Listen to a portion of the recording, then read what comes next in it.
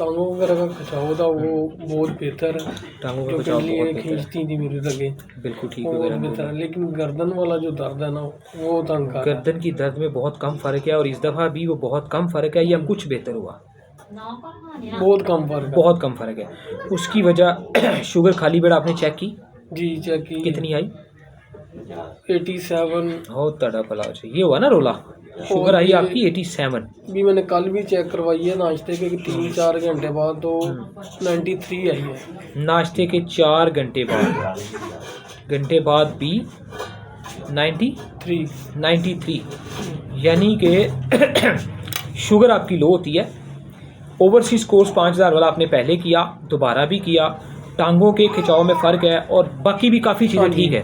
अगर हम जिक्र करें तो शुगर आपकी गर्दन को फ़र्क नहीं पड़ा, उसकी बड़ी वजह शुगर लो है, ठीक है जी। उसके ऊपर मैं डिटेल से बात करता हूँ। जबकि अल्हम्दुलिल्लाह गैसेस में बेहतरी है और 2 साल से बाकी जो जिस्म के अंदर दर्दें थी, कंधों की दर्द थी बहुत ज़्यादा, वो तो शुगर के ऊपर अभी भी टेंशन दे रही है। डिप्रेशन पे भी कंट्रोल है ना जी।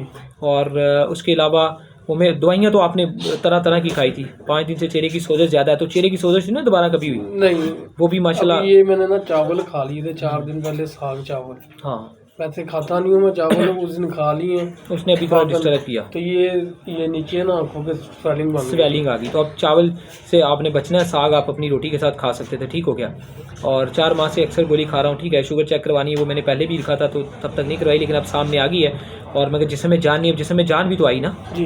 हाँ, दिल कमज़ोर होता है। खाने से ना मुझे रेशा भी हो गया, अब मेरे ये छाती में दर्द है इधर। हाँ, ये ठीक हो जाता है, छाती वाला रेशा और बलगम ये ठीक हो जाता है चावल खाने से। अब आपको बहुत सारे जहाँ फ़र्क हैं और कुछ सालों से आप बीमार थे, अल्हम्दुलिल्लाह बेहतरी है, लेकिन अब गर्दन की दर्द में फ़र्क नहीं पड़ा। समझ आ गई कि शुगर लो एक बहुत बड़ा प्रॉब्लम है। मैं जितनी भी यहाँ अच्छी और कीमती और ताकतवर से ताकतवर गोली भी दे दूंगा ना, वो आपको चंद घंटों के लिए ठीक रखेगी। मैंने कीमत छोड़ा हुआ था मीठा काफ़ी देर से, अब लेकिन मैं खा रहा हूँ, मैं जलेबी भी खा लेता हूँ, खाली जलेबियाँ खा लें, गोलियाँ मीठी जेब में रख लें, बिस्किट वगैरह रात में खा लेता हूँ। कोई आपकी पर्ची के मुताबिक जो फल आपको मीठे में है वो खा लें। आपने इस शुगर को 110-20 पे लेके जाना है। अगर आपने देखा ना, फॉर एग्जांपल आपने एक अपना क्या कहते हैं कि आपने फॉर एग्जांपल आपने आधा पाव जलेबियाँ रात को खा ली, सुबह आपकी शुगर 80 पे है या 95 पे है, 100 ग्राम, अगले दिन इसका मतलब आप पाइया पूरी खाएं, पाइया पूरी जलेबियाँ खाई, सुबह 110 पे आई, इसका मतलब आप ठीक है। आपने 4-5 चम्मच चीनी के पानी में मिक्स करके पी लिए और आपको लगता है शुगर। अच्छा, एक तो हम भी इलाज करेंगे, हम ऐसी अद्वियात भी देंगे कि शुगर आपकी जो है जिस्म में हजम होकर जिस्म की ज़रूरत को पूरा करे, आपके जिस्म से शुगर जो है वो खारिज ना हो जाए सारी, ठीक है जी।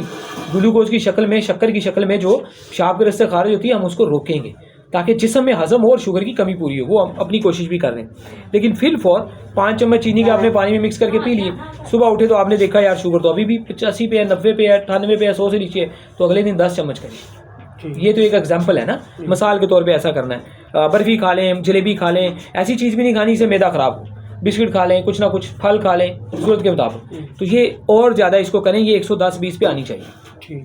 उस दिन आपके अंदर कमाल की ताकत होगी गर्दन के हवाले से। यहाँ दवाई कुछ नहीं कर पाएगी। बाकी हम दवाई के अंदर जो 19-20 तब्दीली करनी है वो करते हैं ताकि शुगर आपकी बॉडी में रुके। भी ऐसे ये रगे वगैरह अभी भी ये ऐसे ही